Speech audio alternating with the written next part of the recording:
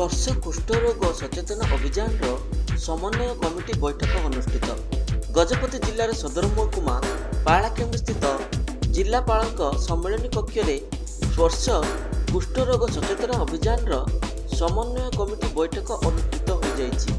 ଜିଲ୍ଲାପାଳ ବିଜୟ କୁମାର ଦାସଙ୍କ ଅଧ୍ୟକ୍ଷତାରେ ହୋଇଥିବା ଏହି ବୈଠକରେ ସ୍ପର୍ଶ କୁଷ୍ଠରୋଗ ନିରାକରଣ କାର୍ଯ୍ୟକ୍ରମ ଅନ୍ତର୍ଗତ ସମସ୍ତ ଯୋଜନାର କାର୍ଯ୍ୟକାରିତା ସମ୍ପର୍କରେ ଜିଲ୍ଲାପାଳ ସମୀକ୍ଷା କରିଥିଲେ।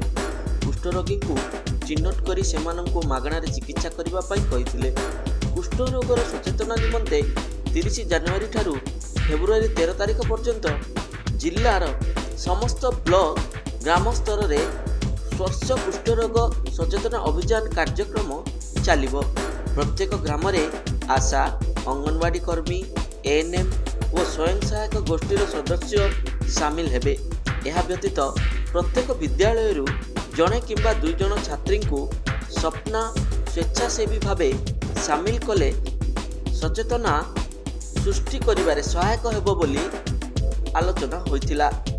ଏହି ବୈଠକରେ ଜିଲ୍ଲା ମୁଖ୍ୟ ଚିକିତ୍ସା ଓ ଜନସ୍ୱାସ୍ଥ୍ୟ ଅଧିକାରୀ ଡାକ୍ତର ମହମ୍ମଦ ମୁବାରକ ଅଲି, ଅତିରିକ୍ତ ଜିଲ୍ଲା ଚିକିତ୍ସା ଅଧିକାରୀ ଡାକ୍ତର ଇନ୍ଦିରା ମହାପାତ୍ର, ଜିଲ୍ଲା ଜନସ୍ୱାସ୍ଥ୍ୟ ଅଧିକାରୀ ଡାକ୍ତର ରବିନାରାୟଣ ଦାସ, ଏଡିପିଏଚଓ ଡାକ୍ତର ଆନନ୍ଦ ଶର୍ମା, ଜାତୀୟ ସ୍ୱାସ୍ଥ୍ୟ ମିଶନ ତଥା ଜିଲ୍ଲା କାର୍ଯ୍ୟକ୍ରମ ପରିଚାଳକ ସୌମ୍ୟରାଣୀ ଗୌଡ଼ ଓ ଜି ରାମକୃଷ୍ଣ ନାଇଡୁ ସ୍ୱାସ୍ଥ୍ୟ ପରିଦର୍ଶକଙ୍କ ସମେତ ସମସ୍ତ ବ୍ଲକର ଡାକ୍ତର ଓ ଅନ୍ୟ କର୍ମଚାରୀମାନେ ଯୋଗ ଦେଇଥିଲେ।